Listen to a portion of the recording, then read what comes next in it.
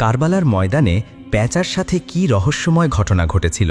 পেঁচা ইমাম হোসাইন রাদিয়াল্লাহু তাআলা আনহুকে কি বলেছিল? কেন এই পাখিটি সর্বদা বিরান প্রান্তরে বাস করে?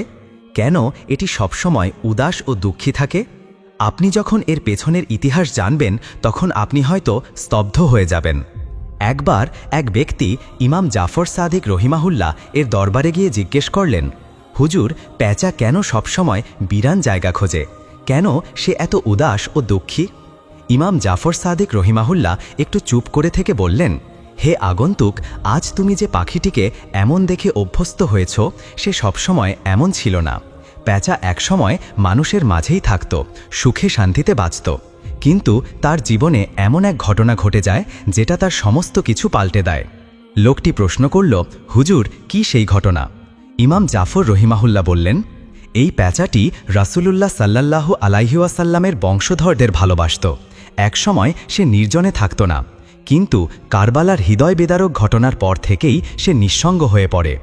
যখন পেঁচাটি জানতে পারে ইমাম হোসাইন রাদিয়াল্লাহু আনহু তার পরিবার ও সাহাবীদের নিয়ে কারবালার ময়দানে অবস্থান করছেন, তখন সে ৯ মুহররম রাতেই কারবালায় এসে পৌঁছায়।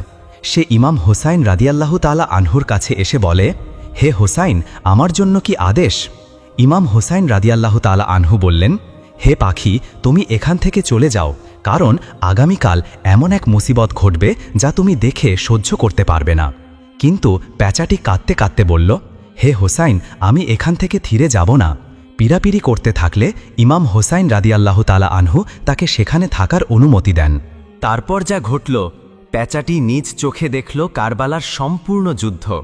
দেখল কিভাবে ইয়াজিদের বাহিনী নিষ্ঠুরভাবে ইমাম হোসাইন রাদিয়াল্লাহু তাআলা আনহু ও তার প্রিয় সাহাবীদের শহীদ করল। দেখল কিভাবে ইমামের পবিত্র মাথা মোবারক কেটে ফেলা হলো, এমনকি কিভাবে তার দেহ মোবারককে ঘোড়ার পায়ে পদদলিত করা হলো। এই ভয়াবহ দৃশ্য দেখে পেঁচার হৃদয় চূর্ণ হয়ে যায়। সে মানুষের ওপর থেকে বিশ্বাস হারিয়ে ফেলে, তার অন্তরে মানুষের জন্য বিদ্বেষ জন্ম নেয়। তখন থেকে সে আর মানুষের লোকালয়ে থাকতে চায় না। সে বেছে নেয় নিঃসঙ্গতা, এমন সব প্রান্তর যেখানে মানুষের ছায়াও তার ওপর না পড়ে। সেই থেকেই এই পাখিটি হয়ে উঠেছে এক নীরব সাক্ষী কারবালার রক্তাক্ত ইতিহাসের। আজও অনেকে পেঁচাকে দেখে ভয় পায়। সে যদি বাড়ির আশেপাশে ডাকে, লোকজন ভাবে কোনো অশুভ কিছু আসছে। অনেকে তো পেঁচার ডাক শুনেই বাড়ি ছেড়ে চলে যায়। কিন্তু বন্ধুরা, এই পাখি কোনো অলক্ষী বা অপয়া নয়, বরং এই পাখির চোখে ছিল কারবালার কান্না। এই পাখির হৃদয়ে আজও বাজে ইমাম হোসাইনের শাহাদতের হাহাকার। তাই মনে রাখবেন, পেঁচা ডাকার কারণে কোনো বিপদ আসে না। সে রাতে ডাকুক বা দিনে, এতে ভয়ের কিছু নেই। পেঁচা শুধু একটি পাখি যে ভালোবেসেছিল আহলে বাইতকে, আর সেই ভালোবাসার মূল্য দিতে গিয়ে হারিয়েছে তার হাসিমুখ, তার জীবনযাপন, তার ভরসা।